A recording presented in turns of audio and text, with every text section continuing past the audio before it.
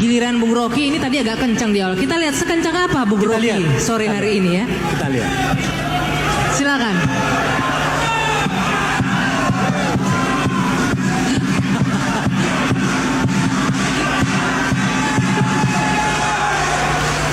Oke. Ya.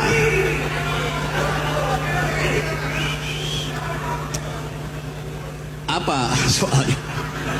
Enggak. Simpel kok, simpel. Para pemirsa dan para hadirin, simpel kok. Yang kita minta dari Rocky hari ini. Sekeras apa dia bertanya kali ini? Oke. Memang kalau saya bertanya sekeras apapun, nggak bisa dijawab oleh Anies.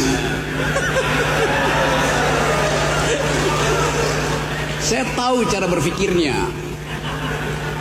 Bagaimana cara berpikirnya? Dan saya tahu isi hatinya. Saya mulai dari situ ya. Demokrasi adalah soal cara berpikir. Ada definisi standar demokrasi adalah pemerintahan dari, oleh, dan untuk rakyat. Nah, itu omong kosong. Demokrasi adalah the government of reason through the government by the people. Pemerintahan akal melalui pemerintahan orang. Demokrasi adalah doing habits of the heart. Datang dari kebiasaan. Saya pakai bahasa Inggris karena dia paham bahasa Inggris.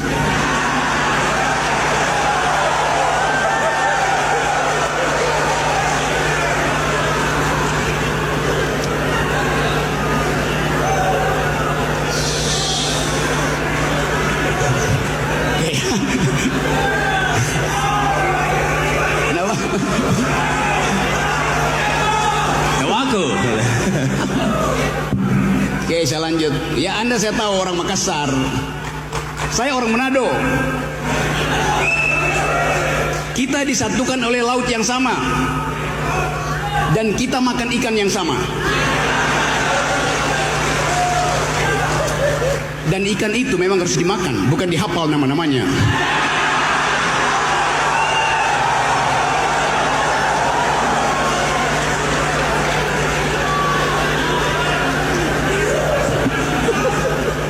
Dan bagian paling enak dari ikan adalah kepalanya. Karena kepala ikan lebih bergizi dari kepala negara.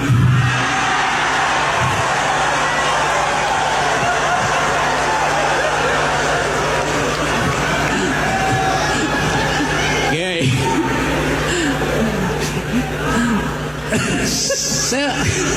Bung Rocky, begini pertanyaannya kalau begitu. Ya. Apakah ada yang menurut Anda bisa Anda kritisi dari seorang Anies Baswedan? Ya. Oke.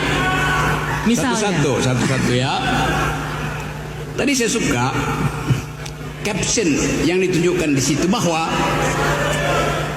di ujung sana tantangan dari demokrasi adalah undang-undang ITE. Anda bayangkan, kenapa saya mesti ulas itu? Karena saya akan kena undang-undang itu. Jadi pertanyaan saya, apakah Anies akan membatalkan undang-undang itu demi saya, yang sahabatnya, atau demi demokrasi? Itu pertanyaannya. Bukan sekedar saya, Anda di sini bisa kena undang-undang yang sama. Saya kasih ilustrasi ya. Saya biasa naik gunung tuh. Satu waktu saya naik gunung gede. Petani di situ dipimpin oleh seorang lurah lulusan SD. Dia bilang begini, Pak Rocky, kemarin ada orang pasang patok di kebun saya. Bunyinya, ini proyek strategis presiden. Maka mulai diinsinuasikan, kalian mesti pindah dari situ. Padahal itu mata pencarian mereka. Nanam singkong, nanam kol, nanam wortel. Jadi begitu disebut undang-undang ITE, panik rakyat itu.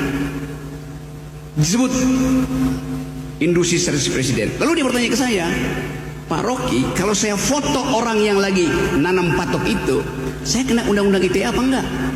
Anda bayangkan. Republic of Fear.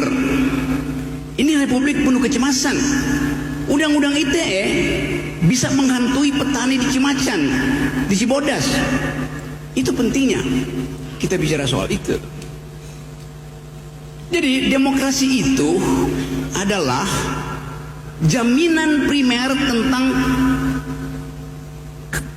kebebasan untuk berpikir. Itu aja. Kebebasan berpikir menghasilkan kebebasan berpendapat. Gak mungkin ada pikiran tidak diucapkan dengan pendapat. Nah, poin saya adalah kita sekarang dibikin dungu karena gak mampu mengucapkan pendapat. Karena akan dihadang dengan, kalau Rocky Gerung berpendapat mesti sopan dan santun. Saya akan sopan dan santun pada ulama. Saya sopan dan santun pada orang tua. Saya gak mungkin sopan dan santun pada pejabat.